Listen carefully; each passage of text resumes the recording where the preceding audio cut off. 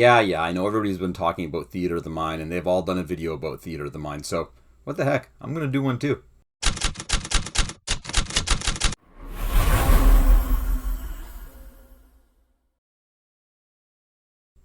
So it seems like I'm caught in this never-ending cycle of how I want to bring Dungeons & Dragons to my online players. There are days when I'm fully in on a virtual table of various types. As you know, I've been doing a little bit of a virtual table roadshow, and there are some days where I just love the virtual table concept. But then after playing virtual tables for a while, I start to realize that I'm missing something with my games, and I start to see how players are reacting to the virtual tables, and it just doesn't fill me with any kind of real good feelings about the future of my hobby. Thinking more about how the players look at the game as a game of chess, checkers, or a glorified board game video game after we finish a session with the virtual table. I feel like my descriptions, my atmosphere, and all the ambience of the game is just kind of sucked away when they zone into that virtual table. So inevitably I fall back to Theater of the Mind. Now, Theater of the Mind is pretty much a default concept when it comes to D&D. I mean, that's how D&D was played back in the 80s.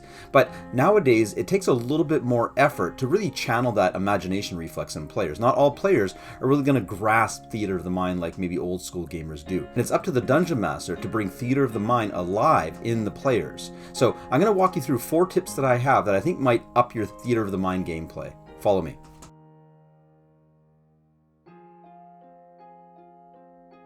You ever heard of the term less is more? Well, in Theater of the Mind, it's absolutely true. Now, I know what you're saying, that you have to channel your inner Shakespeare and your inner Matt Mercer. No offense, Matt Mercer. But I think Dungeon Masters nowadays have this sort of instinctual habit of over-expanding and over-describing every little thing. I mean, it's your chance to shine as a Dungeon Master, for sure. You want to just layer and throw in all of your descriptions that you can to really just give those players that imagination reflex that you're hoping for. But on the other side of things, by strategically limiting what you tell them and what you don't tell them, and leaving out certain things to allow their imaginations to fill in the blanks. It's that old adage that I talk about with horror movies. What you don't see is where your imagination really thrives. So the next time you're describing players walking through a dungeon, in a tavern, walking through a wilderness, focus on a few key details and intentionally leave out all of the extra stuff that you might feel the urge to tell them about. Trust me, your players will either ask you questions to fill in the blanks, or their imaginations will just do the walking for them. Okay, so the number one question I get from my players when I decide that I'm going to run Theater of the Mind is, how in the heck are we going to tell where everybody is when it comes to combat? It's a valid question, especially if you spent your entire time playing D&D just with a virtual table.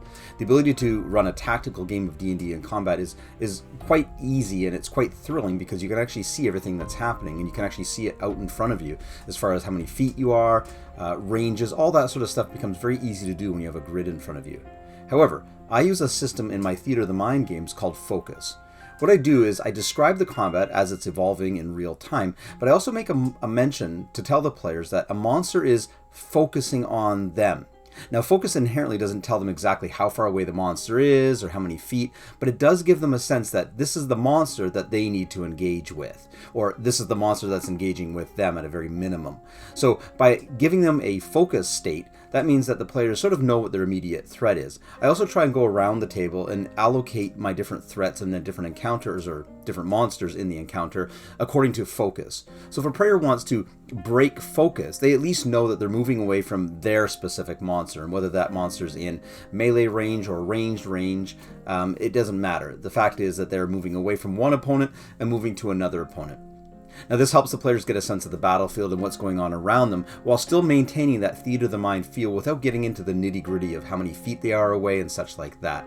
Try and keep things vague, because if you don't, the players are going to try and rope you into some specifics, and then it's going to turn back into that sort of tactical grid style gaming, except for now you won't have the tactical grid. When I first started Dungeon Mastering, I pretty much started every encounter with the words "you see." Now, it was basically the default way for players to encounter monsters. You see this up ahead. You see that in the forest in the distance. So my younger brain didn't really comprehend how to introduce characters to encounters other than the fact that they see them. So this is a common thing in actual fact, and it's a lot harder to break than you think. But my tip would be to start leaning into your other senses. Players can smell things. Players can hear things. Players can actually touch things and maybe get some information that way. Not everything has to start off with, I see this. Now, you don't need to tell them exactly what they see, hear, smell, feel. You can just zero in on a couple. they see this in the distance followed by a smell or a sound, or better yet, they hear this in the distance followed by a smell. These are things that are going to actually make the players want to ask more questions. If you give them all the information up front as far as their senses go, they're not going to have any need to ask you any questions. So limit your senses to just a couple. Give them a little teaser of what might be around the corner or might be ahead of them in the encounter, and let them come to you with additional questions. Skill uses, things like that, are all going to be sort of the next step for the players to decide what they do next. So I can't stress this next point enough.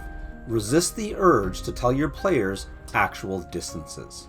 Now I know what you're thinking, going, well, if I don't tell them how far away they are from something, how can they make proper decisions? And that's just the point.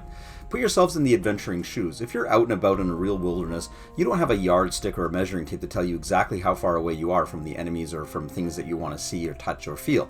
So why would adventurers know exactly how far away they are?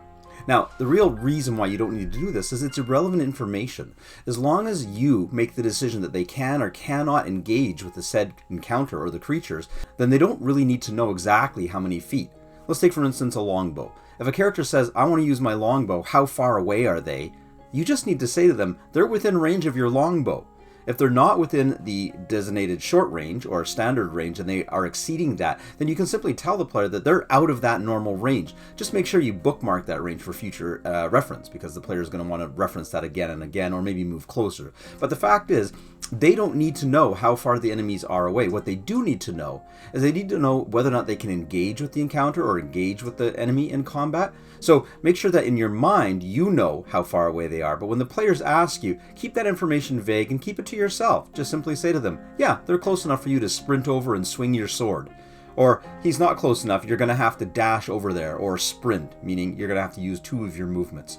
Try and keep the terminology vague, and that way the players are constantly guessing, and they're going to have to, again, fill in the blanks with their imagination and see exactly what they need to do. So you guys know that I grew up in the 80s. In the 80s and early 90s, monster movies were king in the movie theaters. Nowadays, you don't get too many of them, and they're kind of a novelty when you do get them. But back in the 80s, man, monster movies were the thing. You were getting new monster movies every month, whether the Predator, Alien, Godzilla. Anyway, Theater of the Mind is sort of the best way to bring monsters alive in Dungeons & Dragons. For me, Theater of the Mind is where I really shine when it comes to my monsters. You can now leverage description of monsters that you can't really do when you slap a token on the table. Heck, you can't even do it when you slap a miniature on a real-life table if you're playing in person. Putting that token down immediately robs the player of an imagination response to the monster. I mean, even goblins and basic monsters you can embellish to give those players a sense of dread, or even a real guttural sort of imagination reflex when it comes to the monster before they actually engage with it. Now, I'm thinking every monster needs to be sort of some earth-shattering, hyper-descriptive creature that you've come up with, but, you know, leveraging little things like the texture on their skin or the growl of their voice as they walk forward, all those things can be added into Theater of the Mind versus just doing it on a virtual table. Thanks for tuning in, everybody, and I hope you're having fun playing Dungeons & Dragons out there. We'll talk soon. Before you go, I need your help. I'm trying to grow the exposure of what we do here at Maverick Games. My goal is to actually bring information to parents and students for fun, academics, and even support of neurodivergency. Please subscribe, and make sure you click on those notifications. I don't do paid ads or sponsorships. I hope that you can find content here that's enjoyable for yourself and maybe others. Thank you very much, and thanks for tuning in.